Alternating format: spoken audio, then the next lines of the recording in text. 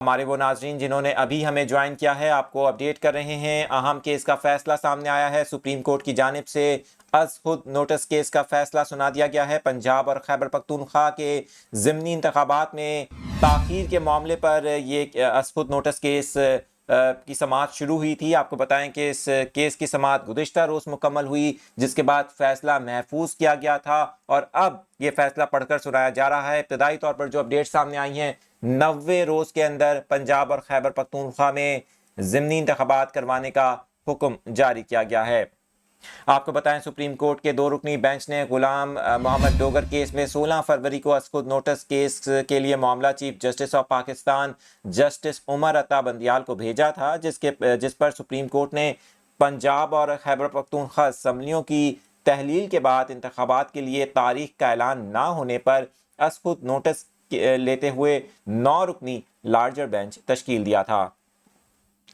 آپ کو ساتھ ساتھ یہ بھی بتائیں کہ حکمران اتحاد نے 9 رکنی لارجر بینچ میں شامل 2 جج صاحبان پر اعتراض اٹھایا تھا۔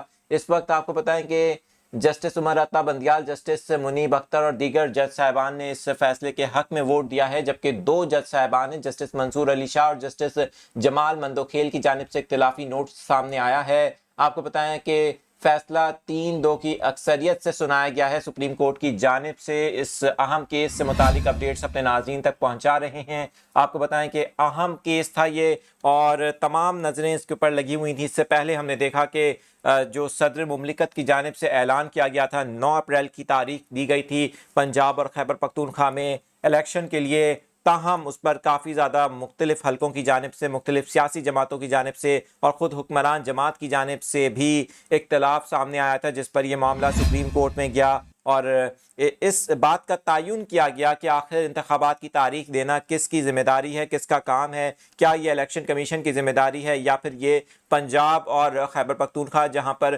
اس وقت نگراں سیٹ اپ ہے، یہ اس کی ذمہ داری ہے۔